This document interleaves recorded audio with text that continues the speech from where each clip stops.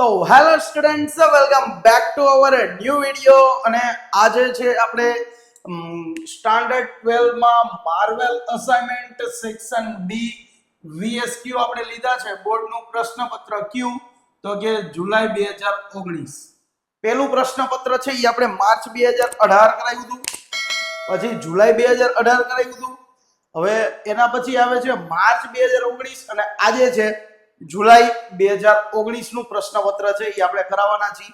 ક્યુ તો કે વીએસક્યુ. આના પહેલા જો હજી તમે નો જોયો હોય વિડીયો તો આપણા વિડીયો ચાલુ થઈ ગયા છે, બરાબર. અસાઇનમેન્ટ ને લગતા બધા જ વિડીયો છે એ આપણે ચેનલ ઉપર મૂકવાના છીએ. તો વિડીયો ગમતા હોય અને ચેનલમાં મજા આવતી હોય જોવાની અને ભણવાની મજા આવતી હોય તો વિડીયોને લાઈક કરતા જજો અને ચેનલને સબસ્ક્રાઇબ કરતા જજો. ચલો હવે આપણે આમાં વીએસક્યુ જોવાના છે. સૌથી પહેલો વીએસક્યુ છે કે અધિક નફો એટલે શું.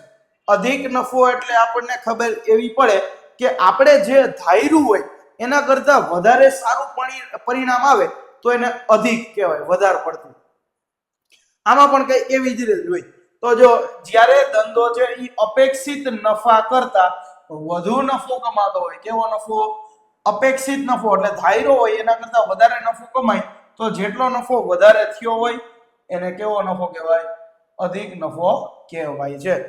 ધારો કે મેં એવું ધાર્યું કે આ વર્ષે મારે લાખ રૂપિયા નફો થશે પણ થયો 1.5 લાખ રૂપિયા નફો, તો 50,000 રૂપિયા જે વધારે નફો થયો ને મેં ધાર્યું તો એના કરતા, એને કહેવાય અધિક નફો.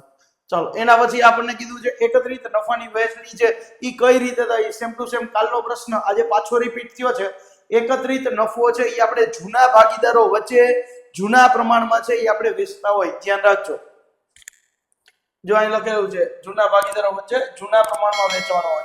પાઘડી અંગે હિસાબી ધોરણ 26 માં આપેલી જોગવાઈ જણાવો. જો આવો છે ઈ એમસીક્યુ બીએસક્યુ છે ઈ તમને ટેક્સ્ટ બુકમાં નહીં આપેલો હોય, આવા બનાવીને પૂછી શકે.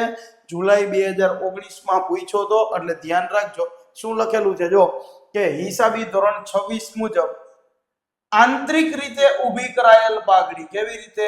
આંતરિક રીતે એટલે બનાવટી પાઘડી હોય એ શું કરી શકાય તો કે મિલકત તરીકે દર્શાવી શકાય નહીં. યાદ રાખજો, આંતરિક એટલે બનાવટી પાઘડી હોય ને એ મિલકત તરીકે દર્શાવી ન શકાય. જે રેગ્યુલર પાઘડી હોય એ જ મિલકત તરીકે દર્શાવી શકાય. ચાલો એના પછી આપણને કીધું છે કે પેઢીના વિસર્જન સમયે પાકા સરવૈયામાં આપેલ પ્રોવિડન્ટ ફંડની બાકીનો નિકાલ છે એ તમે કેવી રીતે કરશો? પ્રોવિડન્ટ ફંડ આપણને પાકા સરવૈયામાં આપેલું હોય તો આપણે શું કરીશું? પ્રોવિડન્ટ ફંડ હોય એ ક્યાં લઈ જવાનું હોય? માલ મિલકત નિકાલ ખાતે લઈ જવાનું હોય. પ્રોવિડન્ટ ફંડની બાકી છે એ કેવી હોય તો કે પ્રોવિડન્ટ ફંડની બાકી છે એ જમા હોય, કારણ કે એ આપણું શું છે? દેવું છે. જમા હોય તો એને શું કરવું પડે? ઉધાર કરવું પડે, બરાબર. એટલે આમ આવી રીતના થાય. પ્રોવિડન્ટ ફંડ ખાતે ઉધાર અને માલ મિલકત નિકાલ ખાતે જમા. જો આમાં આપેલું છે પ્રોવિડન્ટ ફંડ છે એ માલ મિલકત નિકાલ ખાતે જમા કરવામાં આવે છે. આમ નોંધ પણ અહીં નીચે લખેલી છે. પ્રોવિડન્ટ ફંડ ખાતે ઉધાર તે મામીની ખાતે જમા. એના પછી છે આપણને આપેલું છે કે કંપનીને શેરના ભરણા માટે કોની સંમતિ લેવી પડે? આ બધાયને આવડવું જોઈએ. એસપી માં પૂછાય, એકાઉન્ટ માં પૂછાય. કોની સંમતિ લેવી પડે? Security and exchange board of India, સેબીની, બરાબર. હવે આનું ફૂલ ફોર્મ તમારે પાકું કરવાનું છે, યાદ રાખજો. Security and exchange board of India. ચલો એના પછી આપણને કીધું છે કે ડિબેન્ચર એટલે શું? ડિબેન્ચર એટલે શું તો કે ડિબેન્ચર એ કંપનીમાં દેવું દર્શાવતો અને દેવાની સ્વીકૃતિ કરતો દસ્તાવેજ છે. ડિબેન્ચર કોને કહેવાય? ડિબેન્ચર કંપની બહાર ક્યારે પડે તો કે જ્યારે કંપનીને પૈસાની જરૂર હોય ત્યારે ઈ પોતે શું બહાર પાડતી હોય? ડિબેન્ચર બહાર પાડતી હોય. એટલે જાહેર જનતા પાસેથી કંપની છે ઈ ઉછીના નાણાં મેળવે છે. હવે ઉછીના નાણાં મેળવવું હોય તો જાહેર જનતાને ઈ પૈસા પાછા આપવા પડે, બરાબર.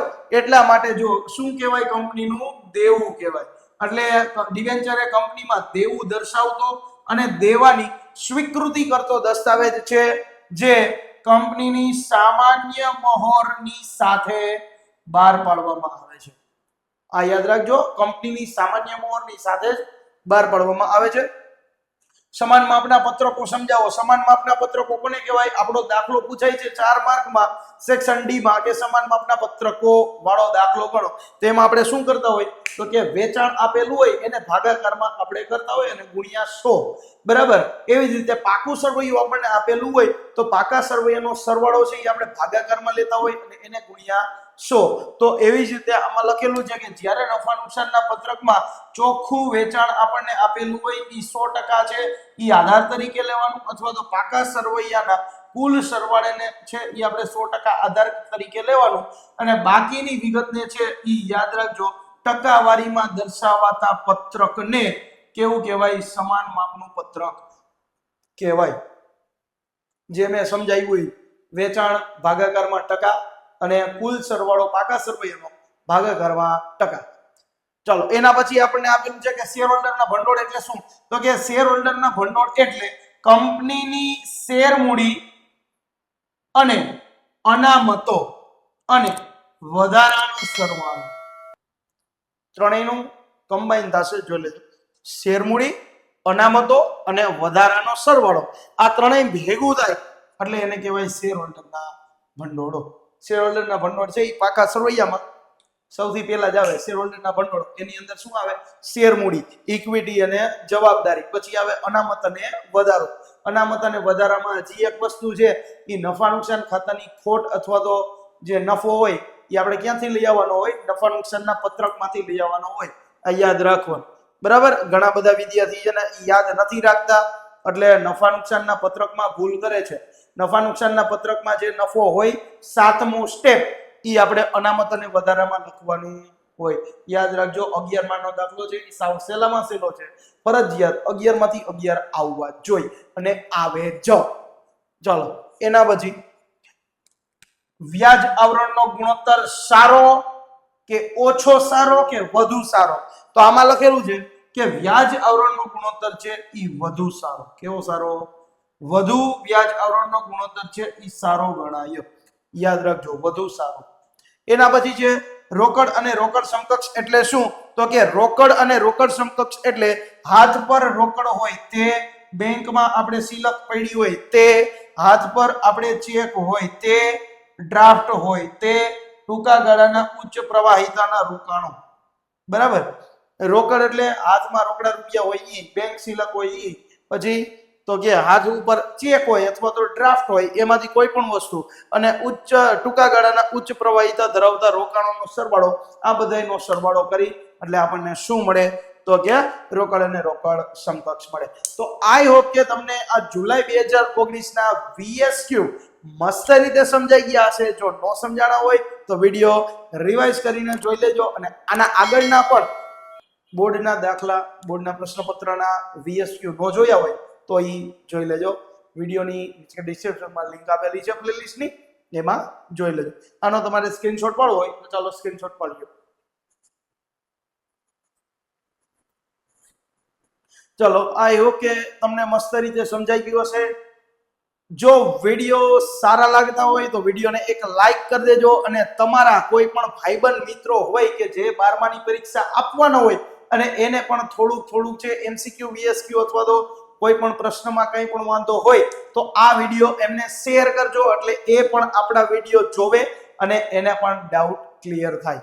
બરાબર. તો વિડીયો ગમ્યો હોય તો વિડીયોને લાઈક કરી દેજો, ચેનલને સબસ્ક્રાઇબ કરી દેજો. મળીએ નેક્સ્ટ આવા કંઈક વિડીયોમાં. ત્યાં સુધી થેન્ક યુ.